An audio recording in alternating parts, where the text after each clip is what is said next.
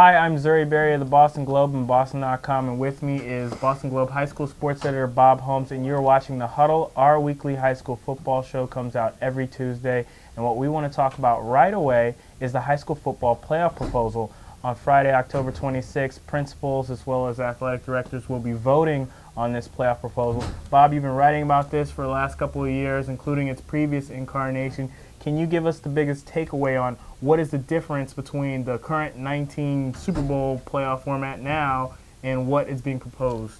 Well, the big thing is that the new proposal, if accepted, will increase participation across the state in football.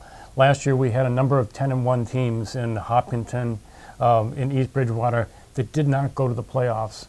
The new system will increase participation.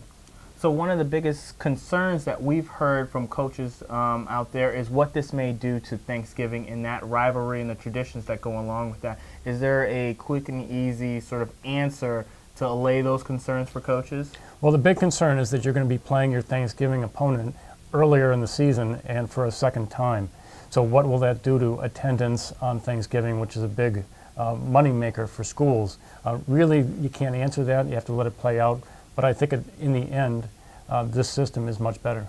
All right, Masconomet football coach and president of the Massachusetts High School Football Coaches Association, Jim Pugh, wrote a letter to principals in regards to the playoff proposal. You can find that on our website, Boston.com.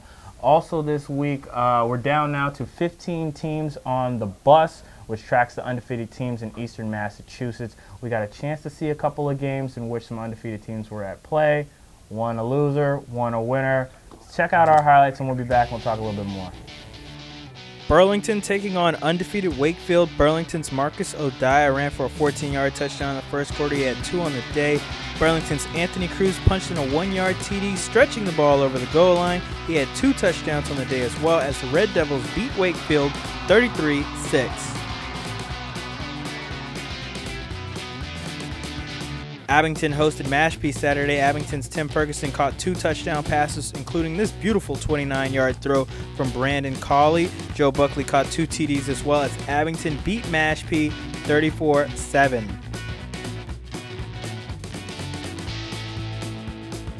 In other top games, Walpole destroyed Needham on Friday, blanking the Rockets 31-0.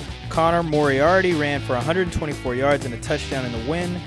Blue Hills beat Bishop Connolly 36-13, with Vincent Burton running for a career-high 341 yards and 5 touchdowns. Holliston kicked Hopkinton off the bus in a 49-14 win. Max Athey scored 2 touchdowns. And Stoughton lost its first game to Sharon, a 16-14 loss. Sean Asness ran in a 9-yard touchdown with 10 seconds left to lift Sharon. All right, fabulous week again as always. Bob, is there any player or players that you want to highlight or bring attention to? Yeah, a couple of quarterbacks had great weekends.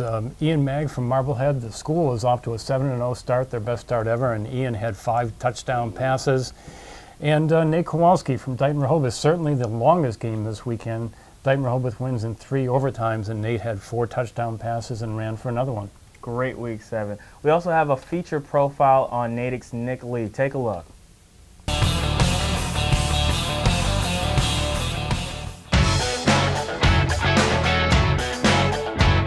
Nick Lee, running back, Natick High School. I'm definitely a physical player. I bring the physicality to the game. Nick's a great leader because he's one of the hardest working guys we have, so the guys respect him automatically.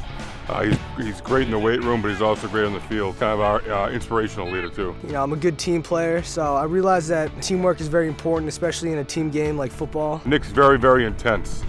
He's very competitive. I'm gonna try 100% every single play. First thing we try to do to utilize his work ethic is to show it to the younger kids. You know, point it out when he's doing something correct in practice. It doesn't just happen on Friday night during the game. So we try to point it out whenever we can to the young guys. School always comes first, so you know, if you work hard in the classroom, get everything done, you know, still some time left over for some football. He's a National Honor Society student.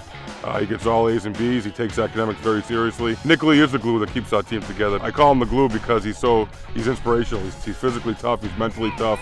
He's kind of the one guy that we have that's both vocal and leads by example. I help all the guys work together as a team, make sure they understand team first before, individual stuff. Nick's incredibly unselfish, but his biggest improvement has probably been his blocking. During the winter and the spring and the summer, a lot of football workouts with the coaches and everything. We have this thing called Tough Camp, and we just work hard. I love the game of football, and I'm really passionate about it. All right, that should do it for us. But before we go, we have our game of the week. It's Duxbury versus Hingham. Duxbury 7-0, Hingham 6-1. They had a forfeit earlier in the year. Bob, what do you make of these two? Yeah, two teams that haven't lost on the field. This should be a really good game. Hingham has been playing to this one since August, and Duxbury has looked unbeatable the last 3 weeks especially, so I think this one should be really close. What is the streak at now? 33 in a row. 33 in a row. There you go. All right, you can catch us on Facebook and Google+. I'm Zuri, he's Bob. We'll catch you next week in the Huddle.